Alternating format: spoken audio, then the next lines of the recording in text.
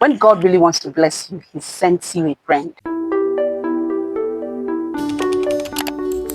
In Job chapter 1, we see how Job lost everything he had. He lost his children, he lost his property, he lost money, he lost all his investments. And just when it felt like the only good thing working for him at that point was his health, the enemy attacked his health. The Bible tells us that he was all covered up in sores. Now listen to this. When Job's 3 friends heard about all the terrible things that had happened to him, each of them came from his home.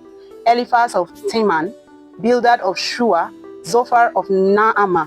They had agreed they would go together to sympathize with Job and comfort him. When they saw him from a distance, they didn't even recognize him. They cried out loud and wept, and each of them tore his clothes in grief.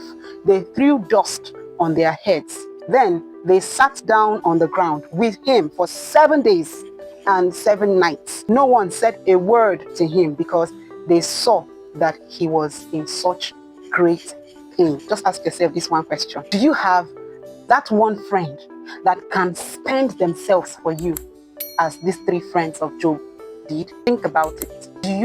Is there anyone in your life you can truly hold on to and call friend? Job had 3 of them, and the 3 of them were not living in the same location. They volunteered that they were going to meet at a particular point and head to Job's house. They mourned with him for 7 days and 7 nights. These were not people who had nothing doing. These were businessmen, men who had families to cater for, men who had their own businesses back home. They left everything, they dropped everything to mourn with Job.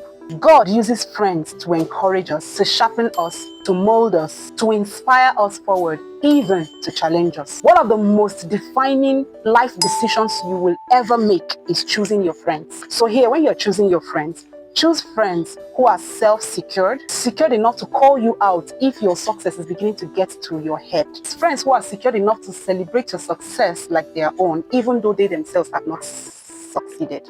Friends who care about what you are becoming. Most importantly, friends who love Jesus more than anything else.